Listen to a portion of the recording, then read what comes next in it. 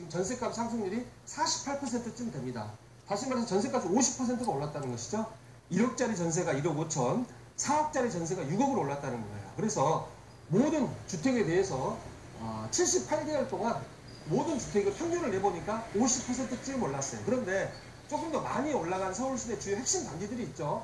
성수동, 대림, 로즈빌은 2000년 준공해서 핵심 단지는 아니고요. 2000년 준공해서 한 370세대밖에 안 돼요. 서울숲역하고 가깝긴 하지만 이런 소규모 아파트 단지들 같은 경우도 2년 만에 50%가 올랐습니다. 그리고 레미안 퍼스티지 같은 경우도요.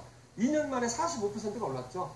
2년 만에 40%, 50%는 너무 많이 올랐다라고 생각이 되는데 이러한 상승세가 멈춰야 되는데 멈추지 않는다는 것이에요. 그래서 통계를 한번 살펴보면요. 레미안 퍼스티지가 2013년 8월에 지금 2015년 8월인데 2년 전에 전세값이 9억이었어요. 9억이었는데 이때 매매값이 13억이었는데 지금 전세값이 13억으로 올라버렸다는 얘기죠. 그러면 매매값이 다시 16억으로 지금 16억 2천 정도 하는데요. 16억으로 이렇게 올라가고 있습니다.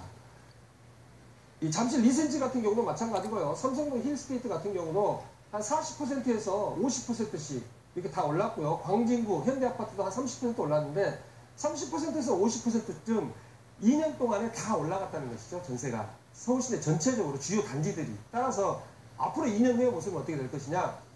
50%까지는 오르지 않을지언정 20%, 30%는 앞으로 더 올라갈 것이다. 왜? 수급을 제가 분석을 해봤을 때는 앞으로 2016년, 2017년까지는 전세값은 꾸준히 올라갈 것이다. 이렇게 예측이 되어지고 있습니다.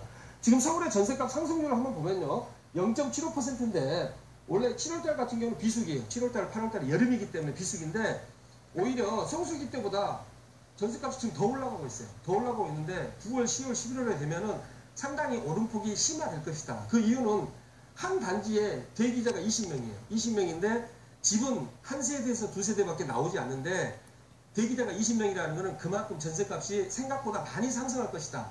그 이유는 한 명에서 두 명밖에 전세를 놓지 않은 이유는 대부분 보증부 월세로 이제 전환을 하죠. 저금리 때문에 보증부 월세로 전환을 하거나 기존에 있는 세입자를 그냥 눌러서 살아버려요. 어차피 전세값을 1억이든 2억이든 올려줘야 되니까 월세로 전환을 하든 조금 올려줘서 이제 주인하고 이야기를 잘해서 눌러서 사는 결과 때문에 전세값이 문제가 된다.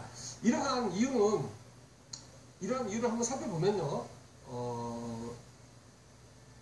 재건축 이준안이 이제 있는 것이죠. 그래서 재건축 이준안 같은 경우가 신화가 되어서 잠실 5단지, 그 다음에 장미 1차, 3차 진주아파트, 잠실 1, 2, 3, 4단지가 재건축이 되고 5단지는 재건축이 잘 되지 않고 있어요. 지금 조합정도 구속되어 있고 그러는데 이러한 단지들이 탄력을 지금 받고 있어요. 이러한 단지들이 2018년, 2019년에 다시 전세난의 진앙지로 떠오를 것이다 라는 생각도 들어집니다. 그래서 잠실 중흥 5단지가 1978년이고요. 지금 이번에 미성하고 프로바가 조합 설립을 갖다가 이제 통합 추진해서 12월 달에 조합 설립이 나고 진주 아파트가 이제 지난달에 조합 설립을 인가를 했고요. 장미 아파트를 제외한 나머지 아파트들이 전부 조합 설립이 났기 때문에 3, 4년 뒤에는 국지적으로 전세난이 심화될 것이다. 이렇게 볼 수가 있겠습니다.